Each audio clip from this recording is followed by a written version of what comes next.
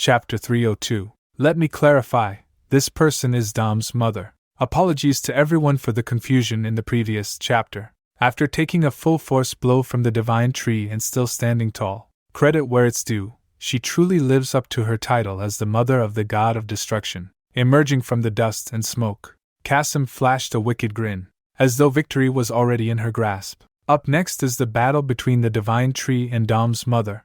Unlike Dom's muscular and powerful physique, his mother is an obese glutton who spends her days eating, but her strength is anything but ordinary. Cassm grinned savagely at the divine tree, her bloodthirsty eyes gleaming with malice. Her nose was absolutely grotesque. She had realized that the divine tree was the enemy Dom had warned her about. Not recognizing him would have been strange. After all, she was attacked immediately after the warning. The divine tree, on the other hand, also recognized the old hag as Dom's mother. No wonder they looked so alike. In that case, he might as well take care of their entire family today. The old hag glanced at the divine tree's body and let out a contemptuous laugh, not even acknowledging him as a real opponent. Someone so insignificant, what could he possibly accomplish? As soon as she finished speaking, she swung her massive iron mace toward the divine tree. The force behind it was impressive. The mace was enormous but frighteningly fast. The divine tree remained serious.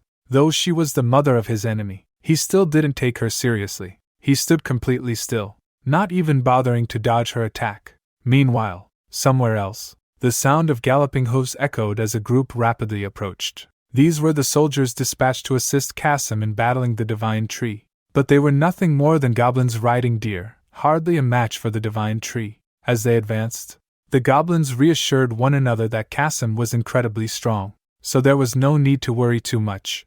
They also expressed curiosity about who had dared to invade Dom's territory. Despite their words, the expression on their leader's face betrayed his unease. Sweat poured down his brow. Perhaps he was aware of the kind of power their opponent possessed. Just as expected, by the time they arrived, it was too late. A vast expanse of the area had been flattened. The battle must have been intense, with buildings demolished as if abandoned for years. The leader froze in place, stunned. Though he had anticipated the outcome, the sheer scale of destruction was beyond his imagination. His wide eyes filled with fear. This was bad. Suddenly, countless roots erupted from the ground, catching the goblins off guard. No prizes for guessing whose roots these were. The roots coiled around their bodies, leaving them powerless to resist. They were left questioning what on earth was happening. The leader, however, seemed to notice something in front of him. His eyes locked onto a horrifying sight, and his sweating intensified. Before him was a sky covered in vines, and at its center was Cassm's battered body, hanging limply in the air, bound by the divine tree's roots. Cassm had been utterly defeated. Her entire body was bruised and unconscious. So much for all her big talk earlier. In the end, she was nothing more than an arrogant fool. The divine tree, radiating the aura of a victor, stood tall and imposing before Cassm's broken form. Then, the divine tree clenched its hand. The goblins suddenly felt the roots constricting tighter around their bodies. Without hesitation or mercy, the divine tree crushed the reinforcements' bodies, leaving no survivors. There was no need for interrogation. These pests were beneath his notice. The divine tree decided to take Cassm along. Being Dom's mother, she might serve as leverage if used as a hostage. He planned to deliver her lifeless body as a meeting gift to Dom. Brutal? Certainly. But considering what Dom had done on Dragon Island, it seemed justified in the grand scheme of things. Suddenly, a strange blue light shot down from the sky, catching both the divine tree and the golden dragon off guard. From within the faint glow, Dom's silhouette began to materialize. Since he couldn't leave his territory, this projection was his only means of communicating with the divine tree. What emerged was a three-dimensional hologram of Dom. Recognizing this, the divine tree refrained from attacking the illusion when it first appeared. The hologram started moving, speaking in a calm tone, saying he hadn't expected the divine tree to pursue him all the way here for revenge. In response, the divine tree coldly announced his intention to bring a meeting gift. When he finally found Dom, none other than the incapacitated body of Dom's mother, Cassm, though immobilized, Cassm mustered the strength to cry out, "Save me, son!"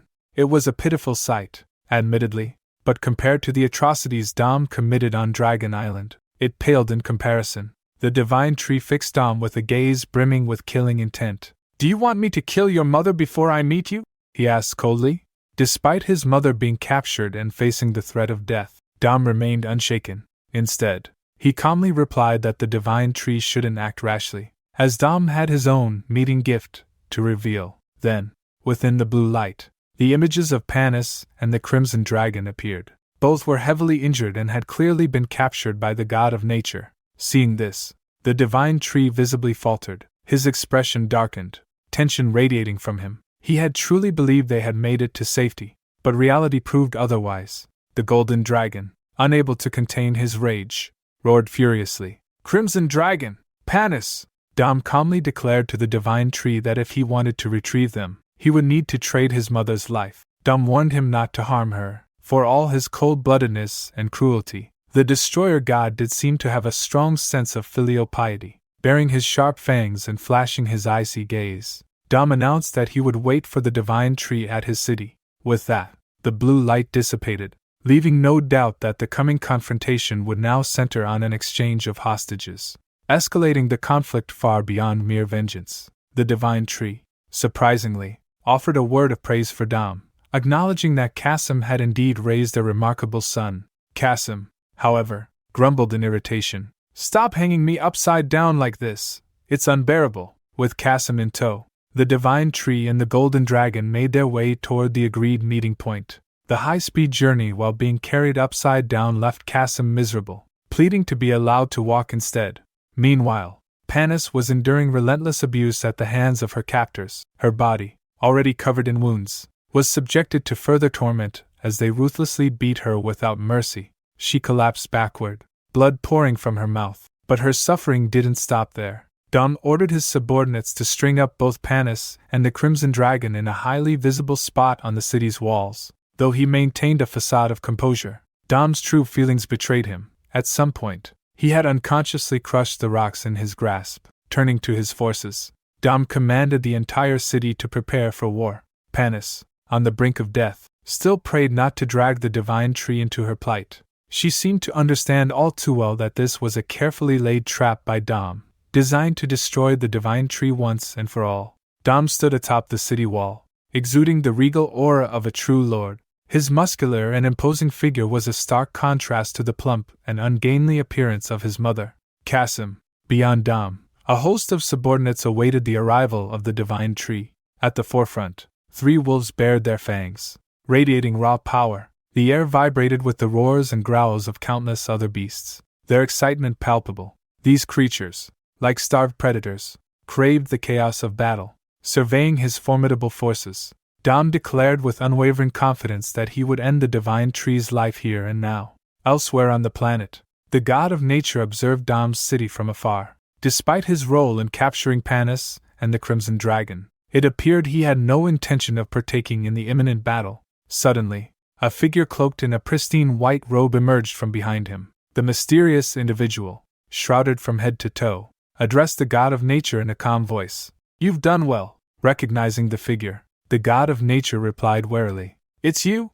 The newcomer was revealed to be the god of dreams, whose humanoid form gave little away beyond a subtle otherworldly presence. It became evident that the god of nature had informed Dom of the divine tree's presence on Dragon Island.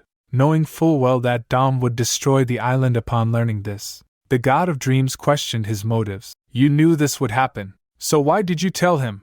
In response to the god of dreams' questioning, the god of nature burst into a hearty laugh and said that his island was not destroyed. The god of dreams had previously assumed that the ancient tree might go so far as to kill Dom in order to lure the White Dragon King. But instead, Dom was merely barred from leaving his own territory. He wasn't killed. Now, the focus shifts to finding a new enemy for Dom, and the only one left is the divine tree. The god of dreams realized that a final battle between Dom and the divine tree was inevitable, and once it played out, the god of nature would step in to deliver the finishing blow. This would allow him to seize all of Dom's territory, proving once again that the god of nature was not just any deity but a cunning and ruthless one. End of chapter 302.